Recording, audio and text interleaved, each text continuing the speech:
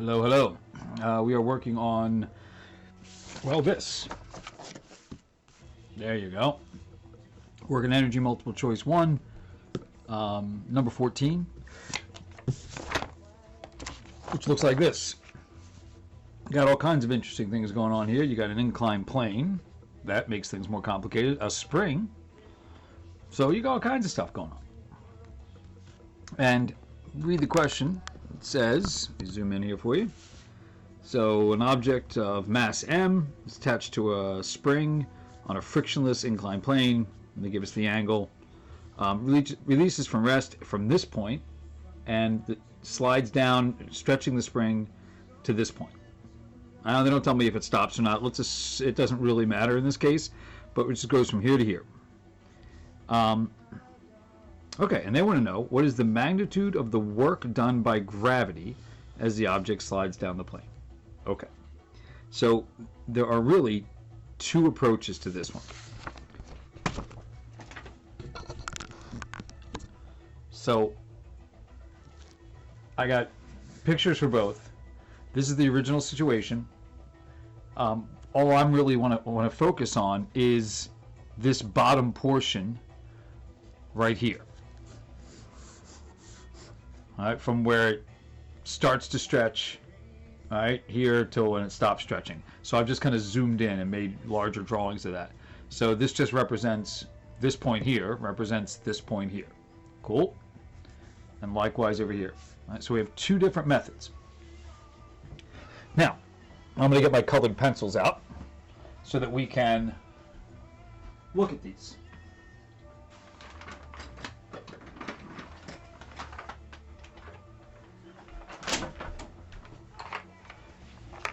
All right, so method number one. We'll start with that one, obviously because it's number one, but more importantly, the reason I'm looking at this particular way of looking at it is this is the way we've looked at inclined planes before. So let's zoom in a little bit on this particular part. There we go. Okay, and if you recall with inclined planes, what we looked at is we tilted our axes. So we're going to look at it, what we know already about inclined planes, and what we would say is our y-axis would look like this, perpendicular to the plane, and our x-axis would look like that, parallel to the plane. And gravity takes this object and moves it from here down the plane this way, parallel to the plane, a distance x. Well, work is force times distance, so if I know the force with which gravity pulled, I just multiply it by this distance and I'm good to go. All right. Now, if in your head you're like, well, wait a second, it's just gravity, it's mg. Mg is involved, but you might recall, in fact, really you should recall, because we went over a bunch of times, for inclined planes, the gravity pulls, let's see, let's go with green for gravity. So gravity is pulling on this object straight down. Part of that force, a component of it, is into the plane, and a component of it is down the plane. And that's the part we care about. This, the part of gravity that pulls perpendicular into the plane, is perpendicular to the displacement and doesn't count towards work. We want this, that component of this force.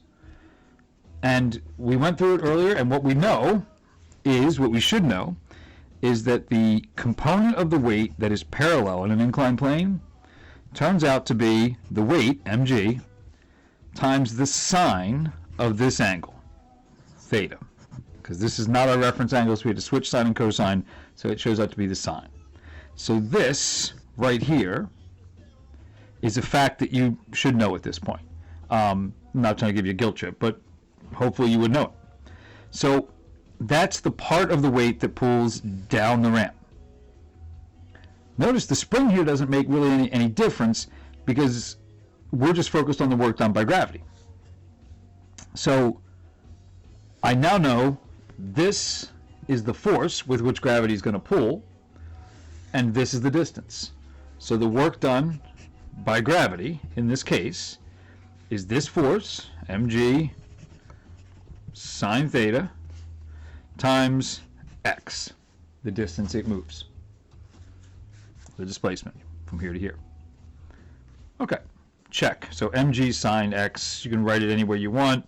X mg sine theta, however you want to organize it, doesn't make a difference. Cool? Let's look at it from a completely different, well, somewhat different angle. No pun intended. So in this case, we're going to leave our axes, we're going to leave them, quote, normal. In other words, up and down is up and down, and left and right is left and right. No tilting of the axes. In this case, gravity acts on the object and pulls right along the y-axis.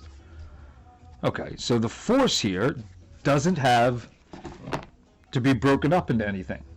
If I want to look at it like this, I can look at it as just this force. No big deal. mg. Cool.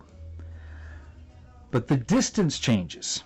See, if you look at it from the up and down, as far as gravity is concerned, it doesn't care that it moved horizontally from here to here.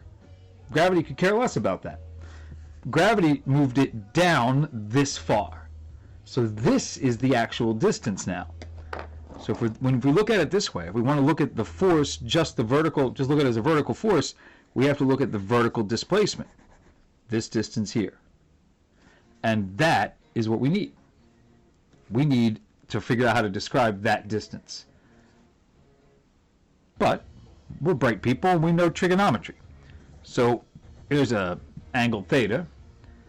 X is the hypotenuse. This side, this distance, is really this side of that triangle. You see the triangle here? All right. I want this distance. I want the length of that side. We can call it d, whatever you want. It doesn't really matter.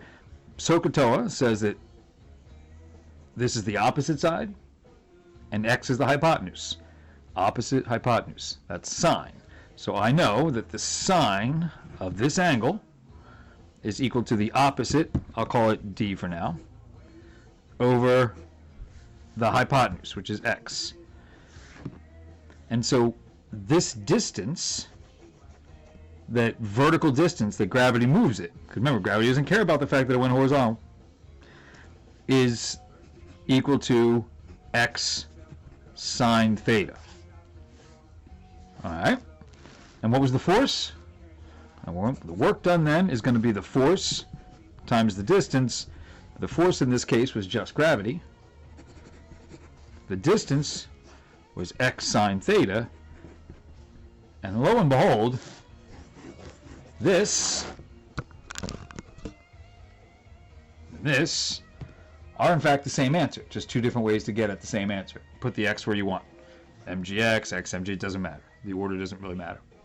So there's two ways to look at the same problem. And really, you might look at it and see it either way. I can't. Some of you may have felt pretty good when you did inclined planes and know this fact pretty well, and then in which case you're good. Maybe you don't know that fact so well, but you do realize, hey, it moves this distance, and the force is weight. So it really kind of comes down to how you look at it.